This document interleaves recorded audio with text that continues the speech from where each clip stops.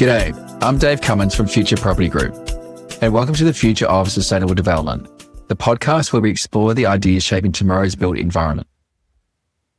Today, we're exploring the importance of nature-positive design. What is it? Why is it important? And how to embrace it? At its heart, nature-positive design is a simple but revolutionary idea that every development, every building, every community should give back to nature more than it takes. Not just minimising damage, not just reducing harm, actively regenerating ecosystems. The World Economic Forum describes it as designing human systems that halt and reverse biodiversity loss while supporting human well-being. It is a difference between building a house that simply complies with regulations and building one that actually restores the land beneath it, cleans the air around it, and supports the health of the people inside of it. History shows us that we've been moving towards this concept in fits and starts. In the 1960s and 70s, the environmental movement, sparked by books like Rachel Carson's Silent Spring, made us aware of ecological harm. By the 1990s, green building standards such as LEED and Australia's Green Star emerged, setting benchmarks for energy and water efficiency. In the 2000s, regenerative designers like Janice Birkeland began arguing that sustainability wasn't enough. We had to design systems that created net positive outcomes.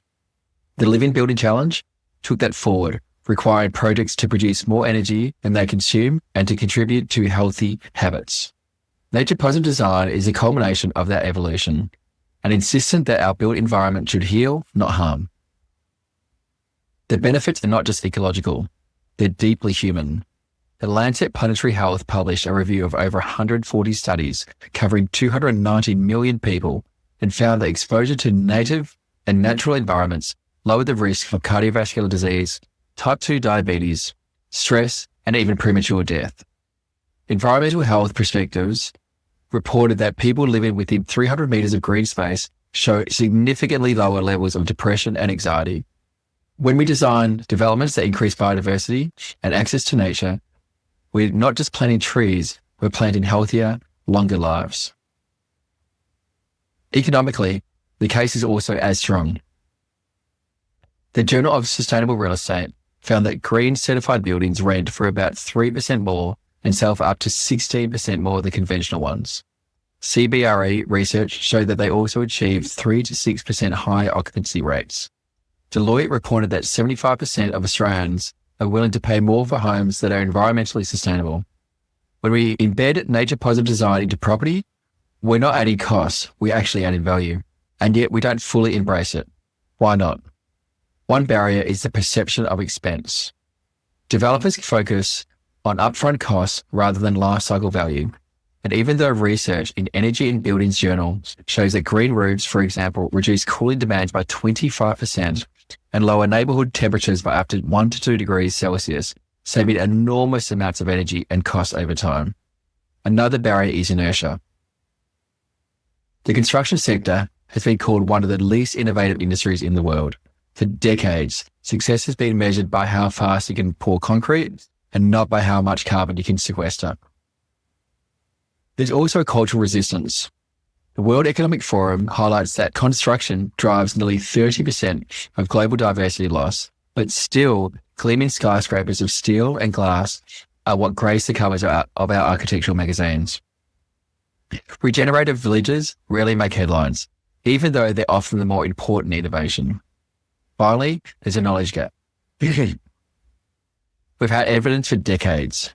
Roger Urquhart's study in Science showed that patients with views of nature recover 8.5% faster. And in Germany, studies have shown that students in well-lit classrooms can learn up to 26% faster. But too often, these insights sit within journals rather than shaping our building codes. But resistance is crumbling because examples around the world are proving what is possible. In Australia, One Central Park in Sydney has transformed a skyscraper into a vertical garden, hosting over 35,000 plants and more than 380 species.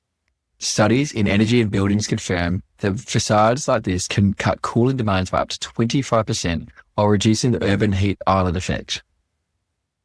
Melbourne Urban's forestry strategy aims to double canopy cover by 2040, a move consistent with the Lancet Planetary Health's findings on public health benefits of greenery. Globally, Singapore has built more than 72 hectares of green roofs and sky gardens. Park Royal on Pickering Hotel saves 60% of its energy and water use compared to standard hotels, while also cooling surrounding districts by up to 4 degrees. In Milan, the Bosco Verticali Towers host 900 trees and 20,000 plants, absorbing 300 tons of CO2 each year and producing 19 tons of oxygen. In Germany, research has shown that biosolar roofs, solar panels combined with vegetation, not only create habitat for pollinators, but increase solar efficiency by 20%. These projects are living proof that nature-positive design isn't theory, it's here and it works. So how do we embrace it more widely? First, we must change how we define success. Instead of measuring square meters built, we should measure biodiversity net gained, carbon sequestered, water purified, and community wellbeing. Second, we need to standardize proven strategies, daylight-orientated building designs, native green roofs, biosolar systems, water-sensitive landscaping, and regenerative materials like hemp and timber composites. Third, we need to align finance with outcomes. Green loans and sustainability linked bonds already exist. Tie them directly to measurable nature-positive metrics like canopy cover, soil regeneration, and embodied carbon reductions. We also need to change the story that is told. For too long, modernity has sold as concrete and glass, but the evidence is clear. Concrete jungles don't make us thrive. Living systems do. A report in Nature journal highlighted that biodiversity underpins $44 trillion of global economic value, more than half of the world's GDP. Protecting it is not just good for ethics, it is also good for economics. And so what would occur if the built environment had more nature-positive developments? Cities would become cooler in heat waves, saving lives and cutting energy bills.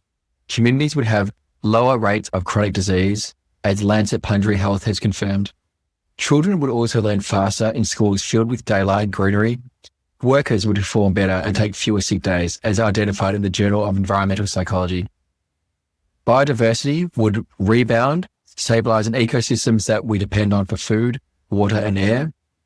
And the property sector, which currently contributes 39% of global carbon emissions, according to the World Green Building Council, could become a driving force for climate recovery instead of climate damage.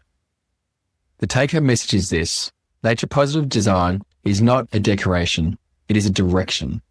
It is not an optional extra, it is the foundation for a future where people and the planet can both thrive. The journals are full of evidence, and the projects already do exist.